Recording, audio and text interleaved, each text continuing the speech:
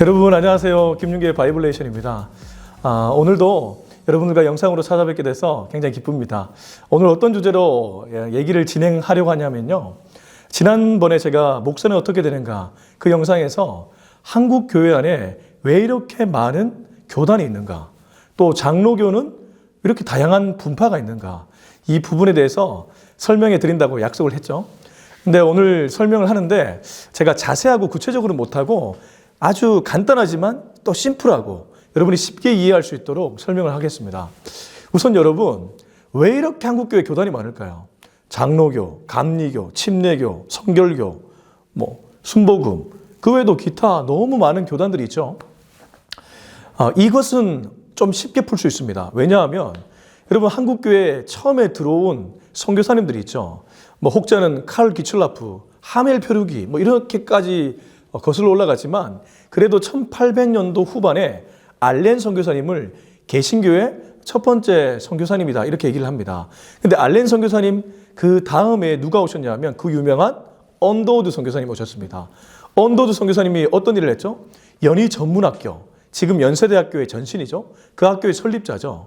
그리고 그 언더우드 선교사님과 쌍벽을 이룬 분이 또 들어옵니다. 그분이 바로 아펜젤러 선교사님, 배제학당을 설립하시고 또 정동감리교회, 그 아펜젤러 선교사님, 언더우드 선교사님. 근데 여러분 그거 아시나요? 이 두 분의 교단 배경이 다르다는 사실. 그래서 한국교회는 처음에 들어올 때 선교사님들이 이미 교단이 달랐습니다. 언더우드 선교사님은 장로교, 아펜젤러 선교사님은 감리교. 그래서 이렇게 두 분은 배경이 달랐죠. 또 자세하게 들어가면 미국 북장로교, 남장로교, 그리고 호주 빅토리아 장로교, 캐나다 장로교, 또 감리교도 미국 북감리교, 남감리교. 그러면 성결교나 침례교는 이런 건 뭔가? 똑같습니다. 당시 동양성교회라고, 그게 성결교회 전신입니다.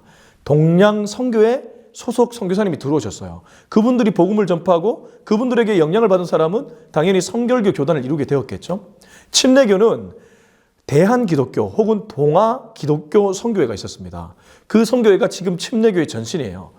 그 소속 선교사님들이 오셔서 복음을 전하고 거기에 영향을 받으니까 침례교가 되는 것이죠. 근데 이때 우리가 흔히 이단으로 말하는 여호와의 증인이라든가 제7일 안식일, 재림교, 그쪽 소속 선교사님들도 들어오셨고 그때 복음도 전했다고 합니다. 아무튼 이렇게 구세군, 성공회, 다양한 교단의 배경을 갖고 있는 선교사님들이 들어오셨고 그분에게 영향을 받다 보니까 자연스럽게 한국교회는 다양한 교단이 생길 수밖에 없게 되었습니다. 근데 여기서 재미있는 사실이 하나 있어요. 당시 선교사님들 사이에 선교지 분할 정책이 있었습니다. 이건 무슨 말이냐면요. 한국 지도를 이렇게 그려보면 토끼 모양, 호랑이 모양이라고 하지 않습니까? 그 지도를 북과 남은 장로교가 맡고 중부는 감리교가 맡았다. 초반기에는 그랬습니다. 기독교 역사 그 책에 지도를 보면요. 경기도, 강원도, 충청도까지는 감리교가 좀 많이 선교를 했고 북과 남, 항해도, 평안도, 그다음에 경상도, 전라도 이쪽으로는 장로교가 선교를 많이 했다. 이렇게 볼 수 있습니다. 지금은 그것이 많이 희석되었어요. 다양한 교단에 다양한 교회들이 많이 세워졌기 때문이죠. 그래도 지금도 어떤 지역에 가면 여기는 왜 감리교가 많지? 여기는 왜 통합측, 장로교 중에서 통합측이 많지? 그것은 모두 당시에 그 교단의 배경을 가진 선교사님들이 오셔서 복음을 전했기 때문입니다. 자, 그러면 이제 마지막 남은 것이 하나 있습니다. 도대체 장로교는 왜 그렇게 다양하게 나누어지게 되었는가? 분파가 왜 이렇게 많은가? 요거는 조금 아픈 역사이기도 한데 굵직굵직한 사건들이 좀 있었습니다. 먼저는 1940년도에 조선신학교가 설립됩니다. 여러분 처음 들어보시는 분들도 있겠지만 원래 주기철 목사님이라든가 한국교회 초창기에 움직이셨던 또 활동하셨던 목사님들은 대부분 다 어느 학교 출신이었냐면 평양신학교였습니다. 이 조선신학교 설립을 좀 가장 앞장서서 하신 분이 있는데 그분이 김재준 박사님이셨습니다. 김재준 박사님은 지금 그 조선신학교가 한신대로 이제 변하게 되는데 기장측이죠. 기장측의 어떠한 정신적 지주? 그런 분이라고 볼 수 있는데 김재준 박사님이 왜 조선신학교를 설립했냐면 평양신학교를 필두로 한 대부분의 목사님들은 정통신학이 보수적인 그런 개혁적인 신학을 갖고 있었습니다. 근데 김재준 박사님이 공부하고 오셔가지고 진보적인 신학을 좀 많이 받아들이셨어요. 그 부분에서 마찰이 일어났죠. 특히 성경에 대해서 성경관의 차이가 일어납니다. 이 부분은 아마 기장 측과 또 다른 장로교 측에 좀 견해 차이가 있을 겁니다. 제가 여기서 둘의 차이에 대해 설명하기보다는 아무튼 그렇게 해서 조선신학교가 설립되고 기장 측이 분열되게 되죠. 또 분열될 때 역사적인 그 정확한 시간은 또 다릅니다. 그리고 1946년도에 고려신학교가 세워집니다. 부산에. 왜 고려신학교가 세워지냐 하면 여러분 그 당시에 일제가 신사참배 운동을 했죠. 근데 그때 안타깝게도 신사참배를 따라가는 목사님들도 계셨고 거부하는 목사님들도 계셨죠. 그때 거부하면서 강력하게 나가셨던 분이 고신의 또 정신적 지주라고 할 수 있는 한상동 목사님이셨습니다.